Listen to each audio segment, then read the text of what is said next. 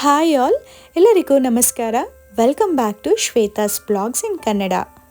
ಇವತ್ತು ನನ್ನ complete day ಬ್ಲಾಗ್ನ ತೋರಿಸ್ತಾ ಇದ್ದೀನಿ. ಅಂದರೆ ಇವತ್ತು ಶುಕ್ರವಾರ ಬೆಳಿಗ್ಗೆ ಎದ್ದು ಪೂಜೆ ಎಲ್ಲ ಮುಗಿತು. ಇವಾಗ ಅಡುಗೆ ಮನೆ ಕೆಲಸ ಮಾಡೋದಕ್ಕೆ ಬಂದಿದ್ದೀನಿ. ಇವತ್ತು ನಾನು ಸಜ್ಜೆ ಮಿಲಿಟ್ಸ್ನ ಬಳಸ್ಕೊಂಡು ರೊಟ್ಟಿ ಮಾಡೋದು ಹೇಗೆ ಅಂತ ತಿಳಿಸ್ಕೊಡ್ತೀನಿ. ಲಾಸ್ಟ್ ವಿಡಿಯೋದಲ್ಲೇ ತಿಳಿಸ್ತಾ ಹಾಗೆ ಸಜ್ಜೆನ ಮಿಷಿನ್ಗೆ ಹಾಕ್ಸ್ಕೊಂಡು ಬಂದಿದ್ದೆ ನೋಡಿ, ಅದೇ ಒಂದು ಪೌಡರ್ನ ಬಳಸ್ಕೊಂಡು ರೊಟ್ಟಿನ ಮಾಡಿದೆ. ಇದ್ರ ಜೊತೆಗೆ ಕೆಂಪು ಚಟ್ನಿ ತುಂಬ ಟೇಸ್ಟಿಯಾಗಿತ್ತು. ಹಾಗೆಯೇ ತರಕಾರಿ, ಯಾವುದೇ ತರಕಾರಿ ಇರ್ಬೋದು, ಎಲ್ಲ ತರಕಾರಿನೂ ಹಾಕಿ ತರಕಾರಿ ಕುರ್ಮಾನ ಮಾಡಿದ್ದೆ. ಇದ್ರ 3 ರೆಸಿಪಿನೂ ಕೂಡ ಯಾವ ರೀತಿಯಾಗಿ ಮಾಡೋದಂತ ಶೇರ್ ಮಾಡ್ತೀನಿ. ಇದ್ರ ಕಂಪ್ಲೀಟ್ ವಿಡಿಯೋ ನೋಡಿ. ಹಾಗೆ ಈ ವಿಡಿಯೋ ಇಷ್ಟ ಆಯ್ತಂದರೆ ಲೈಕ್ ಮಾಡಿ. ಬನ್ನಿ ವಿಡಿಯೋನ ಶುರು ಮಾಡೋಣ. ನಾನು ಬೆಳಗ್ಗೆ ಎದ್ದಿದ ನಂತರ ಅಡುಗೆ ಮನೆಗೆ ಫಸ್ಟ್ ಬರೋದು. ಅದು ಏನೇ ಆಗಿರ್ಬೋದು, ಹೆಣ್ಮಕ್ಳಿಗೆ ಅದು ಕಾಮನ್ ಅಲ್ವಾ. ಏನು ಅಡುಗೆ ಮಾಡಬೇಕು, ಇವತ್ತು ಏನೆಲ್ಲ ಫಸ್ಟ್ ರೆಡಿ ಮಾಡಿಟ್ಕೋಬೇಕು ಅನ್ನೋದು ಎಲ್ಲರಿಗೂ ಕೂಡ ಇದ್ದೇ ಇರತ್ತೆ. ಹಾಗೆ ನನಗೂ ಕೂಡ ರಾತ್ರಿ ಎಲ್ಲ ಪಾತ್ರೆನೆಲ್ಲ ತೊಳೆದು ಹಾಗೆ ಎತ್ತಿಟ್ಕೊಂಡಿದ್ದೆ. ಈಗ ಅದನ್ನೆಲ್ಲದನ್ನು ಕೂಡ ಮೊದಲು ಜೋಡಿಸ್ಕೊಂಡು ನಂತರ ಅಡುಗೆನ ಮಾಡ್ಕೊತಿದ್ದೀನಿ. ನಿನ್ನೆ ರಾತ್ರಿನೇ ನಾನು ಗಂಜಿಗೆ ಅಂತ ಹೇಳಿ ನವಣೆ ಮಿಲಿಟ್ಸ್ನು ಕೂಡ ಚೆನ್ನಾಗಿ ಬೇಯಿಸಿ ಇಟ್ಟಿದ್ದೆ. ಅಂದರೆ ನೀರನ್ನ ಜಾಸ್ತಿ ಹಾಕಿ ಬೇಯಿಸಿಟ್ಕೋಬೇಕು, ಆವಾಗ ಫರ್ಮೆಂಟೇಷನ್ಸ್ ಚೆನ್ನಾಗಾಗತ್ತೆ. ಇನ್ನು ಇಲ್ಲಿ ತರಕಾರಿನೂ ಕೂಡ ಹೆಚ್ಚಿಟ್ಕೊಂಡಿದ್ದೀನಿ. ಬೀಟ್ರೋಟು, ಕ್ಯಾರೆಟ್, ಬೀನ್ಸ್ ಹಾಗೆ ಗೆಡ್ಡೆಕೋಸನ್ನ ಕಟ್ ಮಾಡಿಕೊಂಡು ಸಣ್ಣದಾಗಿ ಈ ರೀತಿ ಕುಕ್ಕರ್ಗೆ ಹಾಕ್ಕೊಂಡಿದ್ದೀನಿ. ನೋಡ್ಬೋದು ಎಷ್ಟು ಸಣ್ಣಕ್ಕಾಗುತ್ತೋ ಅಷ್ಟು ಸಣ್ಣವಾಗಿ ಹೆಚ್ಚಿಟ್ಕೊಂಡ್ರೆ ಈ ಕುರ್ಮಾಗೆ ತುಂಬಾ ಚೆನ್ನಾಗಿರುತ್ತೆ. ಇದಕ್ಕೆ ನಾನು ಒಂದು 1/4 ಚೊಂಬಾಗೋಷ್ಟು ನೀರನ್ನ ಹಾಕೋತಾ ಇದ್ದೀನಿ, ಜಾಸ್ತಿ ಏನೂ ಹಾಕೋತಾ ಇಲ್ಲ. ಹಾಗೆ ಇದಕ್ಕೆ ರುಚಿಗೆ ತಕ್ಕಷ್ಟು ಉಪ್ಪನ್ನ ಹಾಕ್ಕೊಂಡು ಲಿಡ್ನ ಕ್ಲೋಸ್ ಮಾಡಿ ಒಂದು 3 ವಿಷಿಲ್ನ ಕೂಗಿಸ್ಕೊತೀನಿ ಅಷ್ಟೇ. ನಾನಿವತ್ತು ಯಾವುದೇ ಥರ ಕಾಳನ್ನ ಬಳಸಿಲ್ಲ. ಹಾಗೆ ಇಲ್ಲಿ ಫರ್ಮೆಂಟೇಷನ್ ಆಗಿದೆಯಾ ಅಂತಲೂ ಕೂಡ ನೋಡ್ಕೋತಾ ಇದ್ದೀನಿ. ಈ ರೀತಿಯಾಗಿ ನಾವು ಕರ್ಚಿಫ್ನ ಕಟ್ಟಿದ್ರೆ ಫರ್ಮೆಂಟೇಷನ್ ತುಂಬ ಚೆನ್ನಾಗಾಗತ್ತೆ. ಹಾಗೆಯೇ ಗುಡ್ ಬ್ಯಾಕ್ಟೀರಿಯಾ ಜಾಸ್ತಿ ಇರತ್ತಂತೆ. ಇನ್ನು ಇದಕ್ಕೆ ನಾವು ಮಜ್ಜಿಗೆ ಅಥವಾ ಮೊಸರನ್ನ ಮಿಕ್ಸ್ ಮಾಡಿ ಕುಡಿಬೋದು. ಆದರೆ ಇದಕ್ಕೆ ಉಪ್ಪನ್ನ ಹಾಕಕ್ಕೆ ಹೋಗಬೇಡಿ.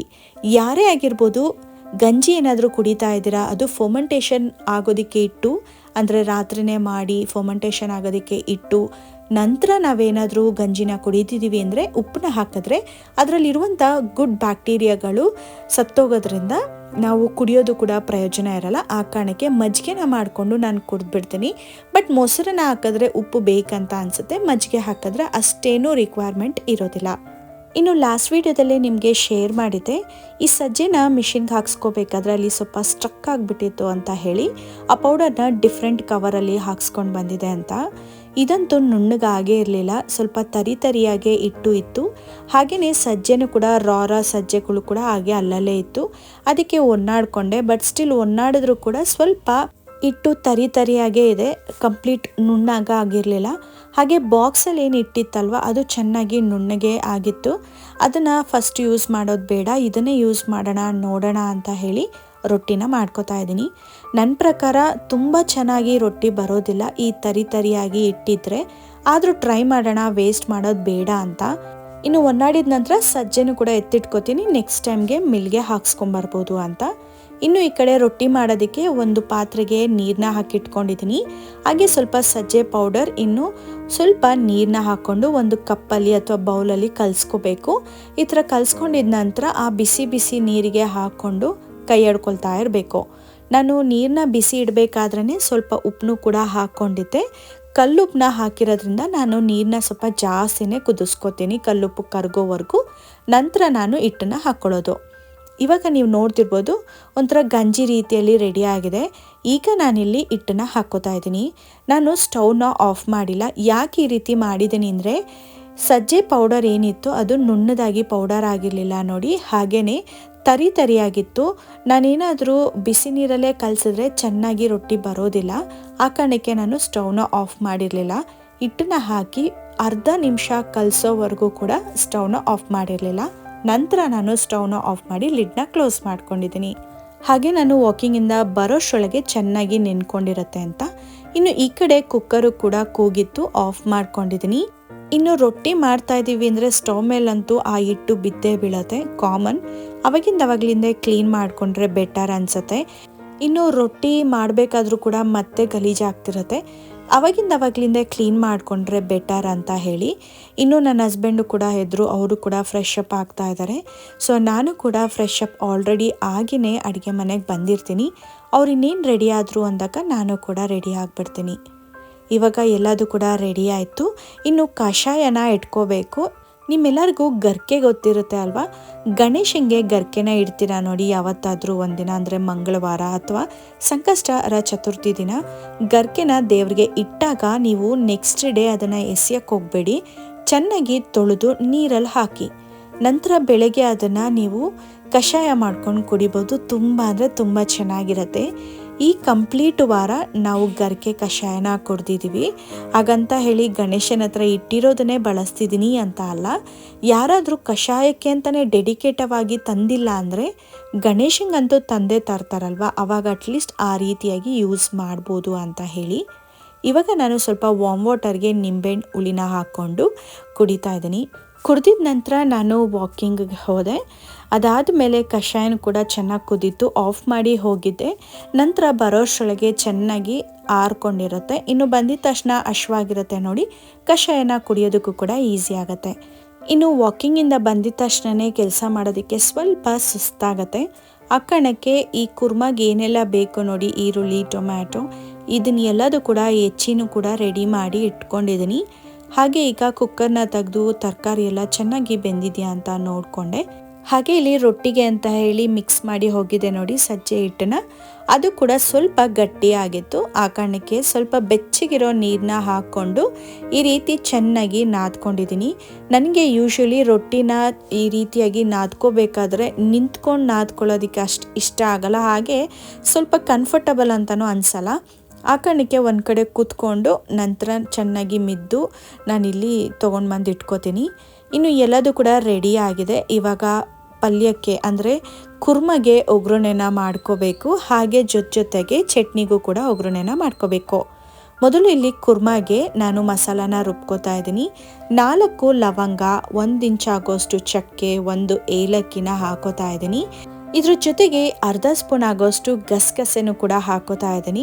ಗಸಗಸೆ ಒಂದೊಳ್ಳೆ ಫ್ಲೇವರ್ ಕೊಡುತ್ತೆ. ಹಾಗೆ 1 ಸ್ಪೂನ್ ಆಗೋಷ್ಟು ಸೋಂಫನ್ನ ಹಾಕೋತಾ ಇದ್ದೀನಿ. ಇನ್ನು 2 ಸ್ಪೂನ್ ಆಗೋಷ್ಟು ಹುರ್ಗಡ್ಲೆನ ಹಾಕೋತಾ ಇದ್ದೀನಿ. ಜೊತೆಗೆ ಮೀಡಿಯಂ ಸೈಜ್ ಗಾತ್ರದ ಈರುಳ್ಳಿ 1ನ ತಗೊಂಡಿದ್ದೀನಿ. ಖಾರಕ್ಕೆ ತಕ್ಕಂತೆ ಹಸಿಮೆಣಸಿನ್ಕಾಯಿನ ಹಾಕ್ಕೊಂಡಿದ್ದೀನಿ. ಇದು ಸ್ವಲ್ಪ ಖಾರ ಕಡಿಮೆನೇ ಆಗುತ್ತೆ, ಎಳೆ ಹಸಿಮೆಣಸಿನ್ಕಾಯಿ ಆಗಿದೆ. ಹಾಗೆಯೇ 1 ಕಡ್ಡಿ ಆಗೋಷ್ಟು ಕರ್ಬೇವಿನ ಸೊಪ್ಪು, 1 ಇಂಚ್ ಆಗೋಷ್ಟು ಶುಂಠಿನ ಈ ರೀತಿ ಸ್ವಲ್ಪ ಸಣ್ಣದಾಗಿ ಕಟ್ ಮಾಡ್ಕೋತಾ ಇದ್ದೀನಿ. ಹಾಗೆ ದಪ್ಪವಾಗಿ ಹಾಕ್ಕೊಂಡ್ರೆ ಒಂದೊಂದು ಸತಿ ರುಬ್ಬುವಾಗ ಅದು ನೀಟಾಗಿ ರುಬ್ಕೊಂಡಿರಲ್ಲ, ಹಾಗಾಗೇ ಇರುತ್ತೆ ಅಂತ ಹೇಳಿ. ನಂತರ ಇಲ್ಲಿ ನಾನು 1 ಬೆಳ್ಳುಳ್ಳಿನ ಈ ರೀತಿ ಸುಲಿದು ಇಟ್ಕೊಂಡಿದ್ದೀನಿ. ಇನ್ನು ಒಂದು 7ರಿಂದ 8 ಗೋಡಂಬಿನ ಹಾಕೋತಾ ಇದ್ದೀನಿ, ಟೆಕ್ಸ್ಚರ್ ಚೆನ್ನಾಗಿರುತ್ತೆ ಅಂತ ಹೇಳಿ. ಇಷ್ಟನ್ನು ಕೂಡ ನುಣ್ಣದಾಗಿ ರುಬ್ಬಿ ಇಟ್ಕೋತೀನಿ. ಇಲ್ಲಿ ನಾನು ಕಾಯಿನ ಬಳಸ್ತಾ ಇಲ್ಲ, ನಂತರ ಡೈರೆಕ್ಟ್ ಕುರ್ಮಗೆ ಕಾಯಿನ ಹಾಕ್ಕೊಳ್ಳೋಣ ಒಗ್ಗರಣೆಗೆ ಅಂತ. ಈಗ ಮಸಾಲ ಅಂತೂ ರೆಡಿ ಆಯಿತು, ಒಗ್ಗರಣೆನ ಕೊಟ್ಕೊಳ್ಳೋಣ. ಒಂದು ಬಾಣಲಿಗೆ 1 ಸ್ಪೂನ್ ಆಗೋಷ್ಟು ಎಣ್ಣೆನ ಹಾಕ್ಕೊಂಡಿದ್ದೀನಿ. ಈ ಎಣ್ಣೆ ಕಾಯಬೇಕು. ಕಾದಿದ ನಂತರ ನಾವಿದಕ್ಕೆ ಅರ್ಧ ಸ್ಪೂನ್ ಆಗೋಷ್ಟು ಸಾಸಿವೆ, ಅರ್ಧ ಸ್ಪೂನ್ ಆಗೋಷ್ಟು ಜೀರಿಗೆನ ಹಾಕ್ಕೋಬೇಕು. ನಂತರ ಇಲ್ಲಿ 1 ಮೀಡಿಯಂ ಸೈಜ್ ಗಾತ್ರದ ಈರುಳ್ಳಿನ ಉದ್ದುದವಾಗಿ ಹೆಚ್ಚಿಟ್ಕೊಂಡಿದ್ದೀನಿ. ಅದನ್ನು ಕೂಡ ಹಾಕ್ಕೊಂಡು ಚೆನ್ನಾಗಿ ಫ್ರೈ ಮಾಡ್ಕೋಬೇಕು. ಈರುಳ್ಳಿ ತುಂಬ ಓವರ್ ಫ್ರೈ ಆಗೋದೇನು ಬೇಕಾಗಲ್ಲ, ಸ್ವಲ್ಪ ಫ್ರೈ ಆದ್ರೇ ಸಾಕಾಗತ್ತೆ. ನಾವು ಓವರ್ ಫ್ರೈ ಮಾಡಿದ್ರೆ ಈ ಕುರ್ಮಾ ಕಂಪ್ಲೀಟ್ ಆಗೋಷ್ಟರೊಳಗೆ ಈರುಳ್ಳಿ ಫುಲ್ ಸ್ಮ್ಯಾಶ್ ಆಗಿ ಹೋಗ್ಬಿಟ್ಟಿರುತ್ತೆ. ಆ ಕಾರಣಕ್ಕೆ ಇಲ್ಲಿ ನಾವು ಒಂದು 50% ಬೇಯಿಸಿದ್ರೆ ಸಾಕಾಗುತ್ತೆ. ನಂತರ ಇಲ್ಲಿ ನಾನು 1 ಮೀಡಿಯಂ ಸೈಜ್ ಟೊಮ್ಯಾಟೊನು ಕೂಡ ಸಣ್ಣದಾಗಿ ಹೆಚ್ಚಿ ಹಾಕೋತಾ ಇದ್ದೀನಿ. ಟೊಮ್ಯಾಟೊನು ಕೂಡ ಚೆನ್ನಾಗಿ ಬೇಯಬೇಕು, ಸ್ಮ್ಯಾಶ್ ಆಗಬೇಕು. ಇಲ್ಲಿ ನಾವು ಟೊಮೆಟೊ ಹಾಕಿದ್ಮೇಲೆ ಈರುಳ್ಳಿ ಅಷ್ಟಾಗಿ ಏನು ಕ್ವಿಕ್ಕಾಗಿ ಬೇಯೋದಿಲ್ಲ. ಆ ಕಾರಣಕ್ಕೆ ಈರುಳ್ಳಿ ಎಷ್ಟು ಬೇಯಿಸಬೇಕು, ಬೇಯಿಸಿದ ನಂತರ ಟೊಮೆಟೊನ ಹಾಕೋಬೇಕು. ನಂತರ ಇಲ್ಲಿ ನಾನು ರುಚಿಗೆ ತಕ್ಕಷ್ಟು ಉಪ್ಪು, ಅರಿಶಿನ ಹಾಕ್ಕೊಂಡು ಚೆನ್ನಾಗಿ ಮಿಕ್ಸ್ ಮಾಡ್ಕೋಬೇಕು. ಅರಿಶಿನ ಉಪ್ಪು ಒಂದು ಒಳ್ಳೆ ಟೆಕ್ಸ್ಚರ್ ಕೊಡುತ್ತೆ. ಹಾಗೆಯೇ ಕಾವು ಜಾಸ್ತಿ ಮಾಡೋದ್ರಿಂದ ಈರುಳ್ಳಿ ಟೊಮ್ಯಾಟೊ ಎಲ್ಲ ಚೆನ್ನಾಗಿ ಬೇಯ್ಕೊಳ್ಳುತ್ತೆ.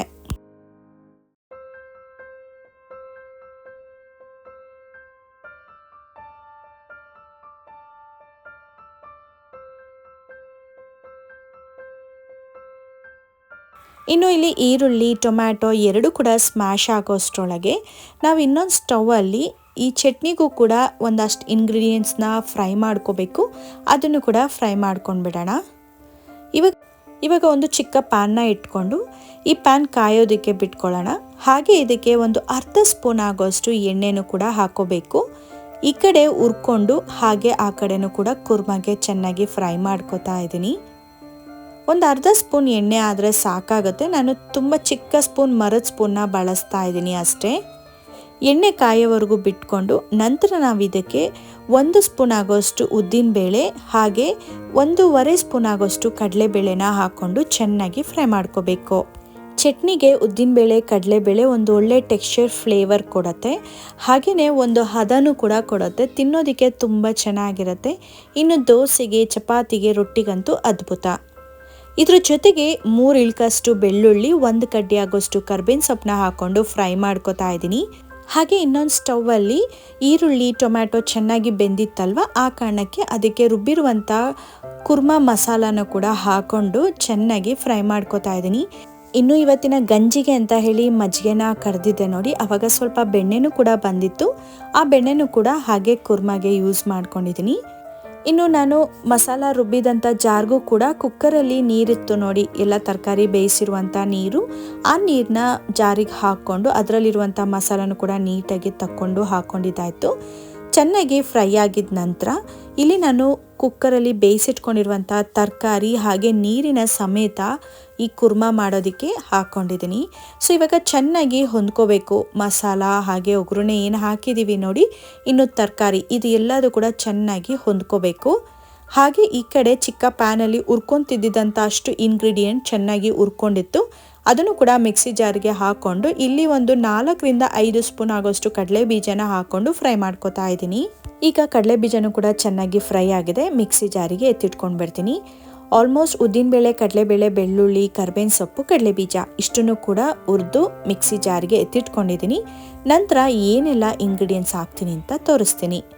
ಇವಾಗ ಇಲ್ಲಿ ಕುರ್ಮಾನ ಫಸ್ಟು ಮಾಡ್ಕೊಂಡ್ಬಿಟ್ಟು ರೊಟ್ಟಿ ತಟ್ಕೊಳ್ತಾನೆ ಚಟ್ನಿನ ರುಬ್ಕೊಳ್ಳೋಣ ಅಂತ ಹೇಳಿ.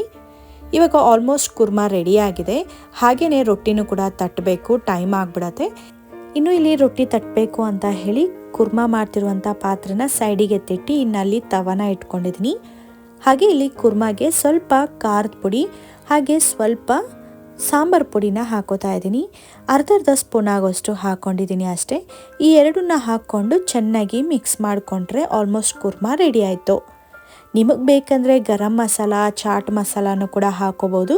ಆಲ್ರೆಡಿ ನಾನು ಲವಂಗ ಹಾಗೆ ಚಕ್ಕೆನ ಹಾಕಿದ್ದೀನಿ. ಇದ್ರ ಜೊತೆಗೆ ಶುಂಠಿ ಬೆಳ್ಳುಳ್ಳಿನ ಸ್ವಲ್ಪ ಜಾಸ್ತಿನೇ ಹಾಕಿದ್ದೀನಿ, ಅಂದರೆ ಫ್ಲೇವರ್ ಬರಲಿ ಅಂತ. ಆ ಕಾರಣಕ್ಕೆ ಮತ್ತೆ ಮಸಾಲ ಆದರೆ ಅಷ್ಟು ಚೆನ್ನಾಗಿರಲ್ಲ ಅಂತ ಹೇಳಿ. ಇನ್ನು ಇಲ್ಲಿ ನಾನು 1-2 ಸ್ಪೂನ್ ಆಗೋಷ್ಟು ತೆಂಗಿನ ತುರಿನ ಹಾಕೋತಾ ಇದ್ದೀನಿ. ನಾನು ರುಬ್ಬೋದಕ್ಕೆ ಹಾಕ್ಕೊಂಡಿರಲಿಲ್ಲ, ಯಾಕಂದರೆ ಇವಾಗ ಹಾಕ್ಕೊಂಡ್ರೆ ಏನಾದರೂ ಸ್ಪೈಸಿ ಜಾಸ್ತಿ ಇತ್ತು ಅಥವಾ ಯಾವುದಾದ್ರೂ ಮಸಾಲ ಜಾಸ್ತಿ ಇತ್ತು ಅಂದರೆ ನಾವು ಈ ರೀತಿ ತೆಂಗಿನ ತುರಿನ ಬಳಸೋದ್ರಿಂದ ಕುರ್ಮಾನು ಕೂಡ ತುಂಬ ಚೆನ್ನಾಗಿರುತ್ತೆ, ಹಾಗೆಯೇ ಟೇಸ್ಟಿಯಾಗೂ ಇರುತ್ತೆ. ಇನ್ನು ಮಕ್ಕಳು ತಿನ್ನೋದಕ್ಕೂ ಕೂಡ ಖಾರ ಖಾರ ಅಂತ ಅನಿಸೋದಿಲ್ಲ. ಈಗ ಕುರ್ಮಾನು ಕೂಡ ಚೆನ್ನಾಗಿ ಕುದೀತಾ ಇದೆ. ಅದ್ರ ಜೊತೆಗೆ ನಾನು ಈ ಕಡೆ ರೊಟ್ಟಿನೂ ಕೂಡ ಮಾಡ್ಕೋತಾ ಇದ್ದೀನಿ. ಈ ರೊಟ್ಟಿನ ನಾವು ತಟ್ಟಿನೂ ಕೂಡ ಮಾಡ್ಕೋಬೋದು, ಇಲ್ಲಾಂದರೆ ಚಪಾತಿ ಥರ ಅರ್ದು ಕೂಡ ಮಾಡ್ಕೋಬೋದು. ಯೂಶ್ವಲಿ ನನಗೆ ಕಮೆಂಟ್ ಹಾಕಿದ್ರು ರೊಟ್ಟಿ ತಟ್ಟಕ್ಕೆ ಬಂದಿಲ್ಲ ಅಂದರೆ ಅರಿಯೋದು ಹೇಗೆ ತೋರಿಸಿ ಅಂತ. ಆ ಕಾರಣಕ್ಕೆ ನಾನು ರೊಟ್ಟಿನ ಹೇಗೆ ಅರಿಯೋದು ಅಂತಲೂ ಕೂಡ ಈ ವಿಡಿಯೋದಲ್ಲಿ ಶೇರ್ ಮಾಡ್ತಾ ಇದ್ದೀನಿ. ಆಲ್ರೆಡಿ ನಾನು ರಾಗಿ ರೊಟ್ಟಿನೂ ಕೂಡ ಯಾವ ರೀತಿಯಾಗಿ ಅರಿಯೋದು ಅಂತಲೂ ಕೂಡ ತೋರಿಸಿದ್ದೀನಿ.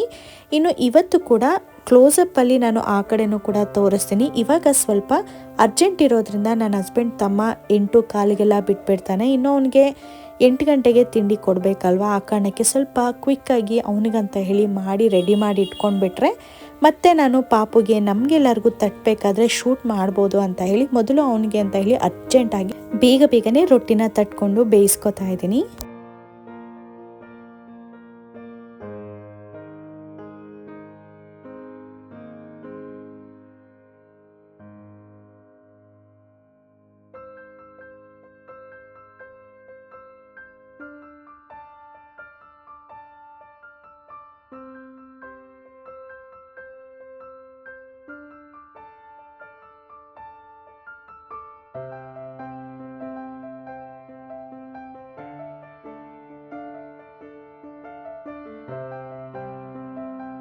ಇನ್ನು ಕುರ್ಮಾ ಕೂಡ ರೆಡಿ ಆಯಿತು. ಇವಾಗ ಚೆನ್ನಾಗಿ ಕೈ ಆಡಾದ್ಮೇಲೆ ನೋಡ್ಬೋದು ಯಾವ ರೀತಿಯಾಗಿದೆ ಅಂತ.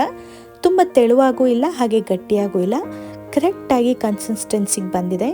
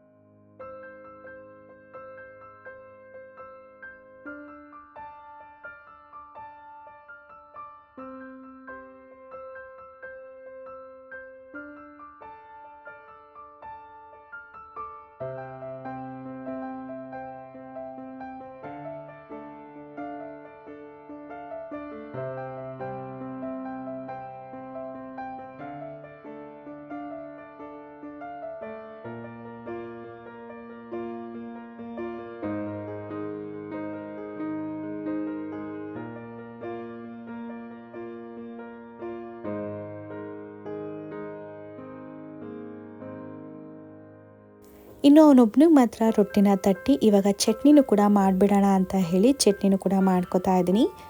ನಾನು ಆವಾಗಲೇ ಏನೆಲ್ಲ ಹುರ್ಕೊಂಡೆ ನೋಡಿ, ಉದ್ದಿನಬೇಳೆ, ಕಡಲೆಬೇಳೆ, ಬೆಳ್ಳುಳ್ಳಿ, ಕರ್ಬೇವಿನ ಸೊಪ್ಪು, ಕಡಲೆ ಬೀಜ ಇಷ್ಟನ್ನು ಕೂಡ ಹಾಕ್ಕೊಂಡು ಇದ್ರ ಜೊತೆಗೆ ಒಂದು ಸ್ವಲ್ಪ ಹುಣಸೆ ಹಣ್ಣು, ಒಂದು 4 ಸ್ಪೂನ್ ಆಗೋಷ್ಟು ತೆಂಗಿನ ತುರಿನ ಹಾಕೋತಾ ಇದ್ದೀನಿ.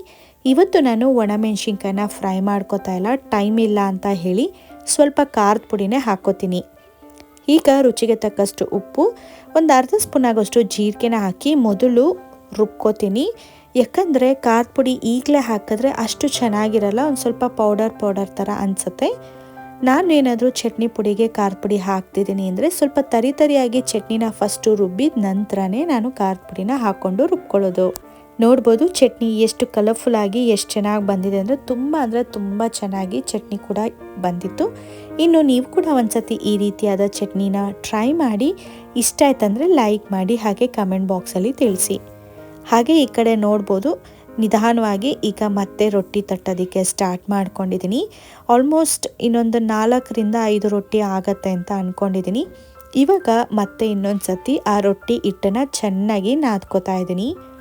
ಆವಾಗಲೇ ನಾನು ಸ್ವಲ್ಪ ಅರ್ಜೆಂಟಾಗಿ ಮಾಡಿರೋದ್ರಿಂದ ಈ ಕಡೆ ಕ್ಯಾಮ್ರಾನ ಇಟ್ಕೊಂಡು ಫೋಕಸ್ ಮಾಡೋಕ್ಕಾಗಿರಲಿಲ್ಲ. ಇವಾಗ ನಾನು ಈ ಕಡೆ ಶಿಫ್ಟ್ ಮಾಡಿಕೊಂಡು ನಿಧಾನವಾಗಿ ತೋರಿಸ್ತಾ ಇದ್ದೀನಿ ನೋಡಿ.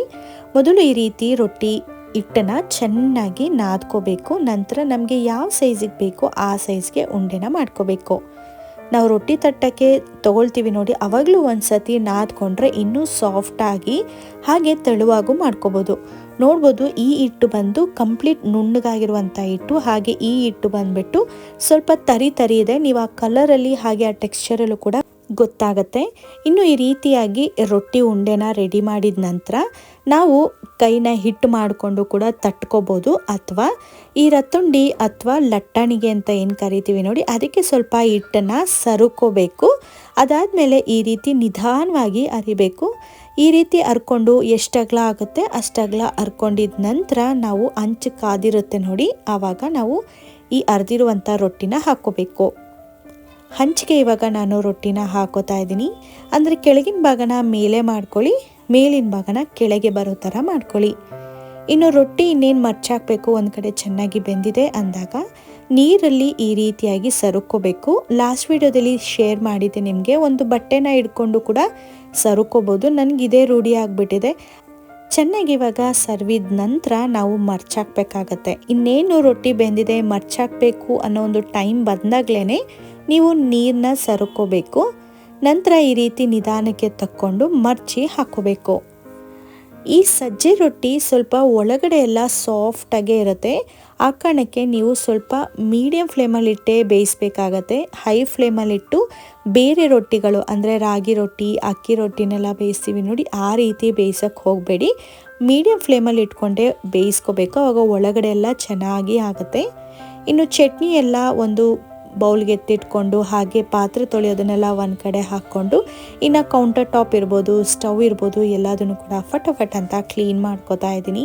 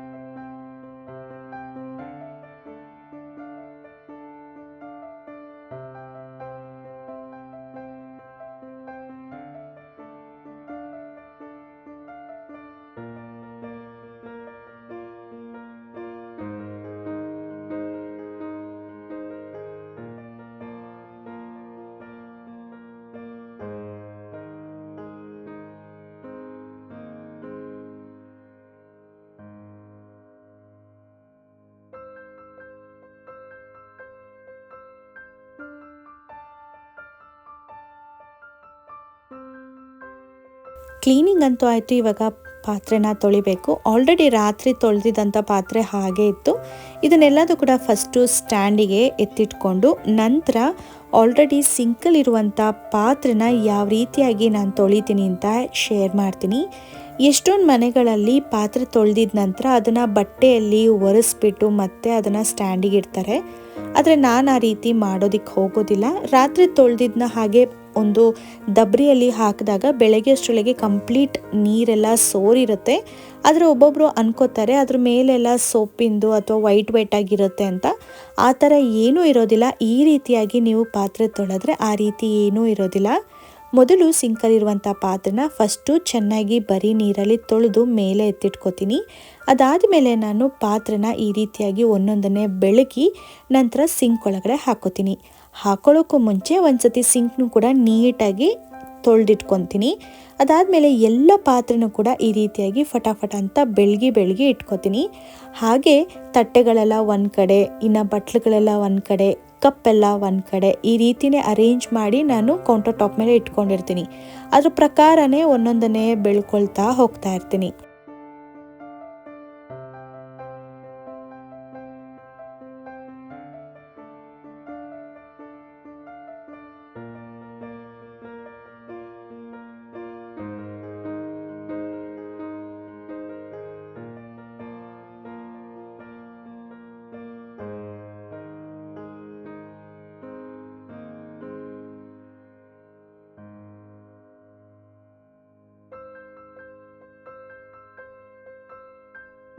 ಇನ್ನು ಈ ಸೆನ್ಸಿಟಿವ್ ಪಾತ್ರೆಗಳಿರುತ್ತೆ ನೋಡಿ, ಗಾಜು, ಮಡಿಕೆ, ಇದನ್ನು ನಾನು ಕೊನೆಯದಾಗಿ ಬೆಳಗ್ಗೆ ಫಸ್ಟ್ನ ತೊಳ್ಕೊಂಬಿಡ್ತೀನಿ. ಅದೆಲ್ಲ ಫಸ್ಟು ತೊಳೆದ್ಬಿಟ್ಟು ಹಾಗೆ ಅದ್ರ ಜಾಗಕ್ಕೆ ಎತ್ತಿಡೋದು ಅಥವಾ ಬೇರೆ ಜಾಗಕ್ಕೆ ನೀರು ಸೋರೋವರೆಗೂ ಎತ್ತಿಟ್ಕೊಂಡ್ಬಿಡ್ತೀನಿ. ನಂತರ ಈ ರೀತಿ ಪಾತ್ರೆ ತೊಳೆಯೋದ್ರಿಂದ ಈ ನೀರು ಕೂಡ ಬೆಳಗಿರುವಂಥ ಪಾತ್ರೆಗೆ ಬೀಳುತ್ತೆ ನೋಡಿ. ಆವಾಗಲೂ ಆಲ್ಮೋಸ್ಟ್ ಪಾತ್ರೆ ಎಲ್ಲ ತೊಳೆದಿಟ್ಕೊಂಡ್ಬಿಟ್ಟಿರತ್ತೆ. ಹಾಗೆ ಆ ಸೋಪಿನ ನಾರಿರ್ಬೋದು, ಆ ಬಿಳೆದಾಗಿರುತ್ತೆ ನೋಡಿ, ಅದೆಲ್ಲದು ಕೂಡ ಹೋಗಿರೋದ್ರಿಂದ ನನಗೆ ಆ ರೀತಿ ಅನುಭವನೇ ಆಗಿಲ್ಲ. ಇನ್ನು ನೀವು ನೋಡ್ತಿರ್ಬೋದು ಪಾತ್ರೆನೂ ಕೂಡ ಫುಲ್ ಶೈನಿಂಗ್ ಆಗು ಬರುತ್ತೆ. ಯಾಕಂದರೆ ಆಲ್ರೆಡಿ ನೀಟಾಗಿ ತೊಳೆದು ಬೆಳಗಿರ್ತೀವಿ. ಹಾಗೆ ಬೇರೆ ಪಾತ್ರೆನೂ ತೊಳಿತಾ ಇರುವಂಥ ನೀರು ಆ ಪಾತ್ರೆ ಮೇಲೆ ಬೀಳೋದ್ರಿಂದ ಆ ಫೋರ್ಸಿಗೆ ಅದರಲ್ಲಿರುವಂಥ ಸೋಪ್, ಮೇಜರ್ ಥಿಂಗ್ಸ್ ಎಲ್ಲ ಹೋಗ್ಬಿಟ್ಟಿರುತ್ತೆ. ಒಂದ್ಸತಿ ನಾವು ಕೈಯಲ್ಲಿ ಉಜ್ಜಿ ನೀಟಾಗಿ ತೊಳೆದ್ಬಿಟ್ರೆ ಸಾಕಾಗತ್ತೆ. ಚೆನ್ನಾಗಿ ಪಾತ್ರೆ ಎಲ್ಲ ಪಳ ಪಳ ಅಂತ ಅನಿಸುತ್ತೆ. ಈ ರೀತಿ ಮಾಡಿ ನಾನು ಆಫೀಸಿಗೆ ಹೋಗಿ ಸಂಜೆ ಬರೋಷ್ಟರೊಳಗೆ ಒಂದು ಡ್ರಾಪ್ ನೀರಿರಲ್ಲ. ಹಾಗೆಯೇ ಯಾವುದೇ ತಟ್ಟೆಲೂ ಕೂಡ ಈ ವೈಟ್ ಆಗಿ ಅಥವಾ ಸೋಪ್ ಇರೋದು ಆ ಥರ ಏನೂ ಆಗೋದಿಲ್ಲ. ಡೈರೆಕ್ಟಾಗಿ ನಾನು ಪಾತ್ರೆ ಸ್ಟ್ಯಾಂಡ್ಗೆ ಜೋಡಿಸ್ಕೊಂಡ್ಬಿಡ್ತೀನಿ. ಇನ್ನು ಇವಾಗ ತೊಳೆದ್ರೆ ಇನ್ನು ನೆಕ್ಸ್ಟು ನಾನು ಆಫೀಸಿಂದ ಬಂದಮೇಲೆ ತೊಳೆಯೋದು. ಇನ್ನೇನಿದ್ರೂ ನನ್ನ ಹಸ್ಬೆಂಡ್ ತಿನ್ನೋ ಅಂಥ ತಟ್ಟೆ ಒಂದಿರುತ್ತೆ, ಅಷ್ಟು ಬಿಟ್ಟರೆ ಇನ್ನು ಖಾಲಿ ಆಗುತ್ತೆ ನೋಡಿ. ನಾನು ಮಾಡಿರುವಂಥ ತಿಂಡಿ ಪಲ್ಯ ಆಗಿರ್ಬೋದು, ಚಟ್ನಿ ಆಗಿರ್ಬೋದು, ಆ ಥರ ಪಾತ್ರೆಗಳು, ಜೊತೆಗೆ ಮಕ್ಕಳು ಬಂದ ಮೇಲೆ ಮಕ್ಕಳ ಟಿಫನ್ ಬಾಕ್ಸ್ಗಳಿರುತ್ತೆ. ಇನ್ನು ಪಾತ್ರೆ ಆದಮೇಲೆ ಯಾವಾಗಲೂ ಅಷ್ಟೇ ಈ ರೀತಿ ಸಿಂಕ್ನ ತೊಳೆದು ಅಭ್ಯಾಸ. ಇಷ್ಟೊಂದೆಲ್ಲ ಪಾತ್ರೆ ತೊಳಿತೀವಿ, ದಿನಕ್ಕಂತೂ ಒಂದು 2-3 ಸತಿ ಅಂತೂ ಪಾತ್ರೆ ತೊಳಿತೀವಿ. ಹಾಗೆಯೇ ನಾವು ಸಿಂಕ್ನು ಕೂಡ ಒಂದು ಪಾತ್ರೆ ಅಂದ್ಕೊಂಡು ಒಂದು ಸತಿ ತೊಳೆದ್ಬಿಟ್ರೆ ಈ ಗುಂಗುರು ಅಂತ ಹೇಳ್ತೀವಿ ಗೊತ್ತಾ, ಚಿಕ್ಕದು ಸೊಳ್ಳೆ ಥರ ಆರ್ತಿರುತ್ತೆ ನೋಡಿ, ಅದನ್ನು ಏನಂತಾರೆ ಅಂತ ಹೇಳಿ, ಅದು ಕೂಡ ಆರೋದಿಲ್ಲ, ಅದು ಕೂಡ ಬರೋದಿಲ್ಲ. ಹಾಗೆಯೇ ಮನೆಯೂ ಕೂಡ ಹೈಜೀನಿಕ್ ಆಗಿರುತ್ತೆ. ಇನ್ನು ನಾವಿರುವಂಥ ಮನೆ ಅಂತೂ ಚಿಕ್ಕದು, ಹಾಗೆ ಓಪನ್ ಕಿಚನ್ ಆಗಿರೋದ್ರಿಂದ ಇನ್ನೂ ಎಷ್ಟು ಕ್ಲೀನಾಗಿ ಇಟ್ಕೋತೀವೋ ಅಷ್ಟು ಕೂಡ ಒಳ್ಳೆಯದು.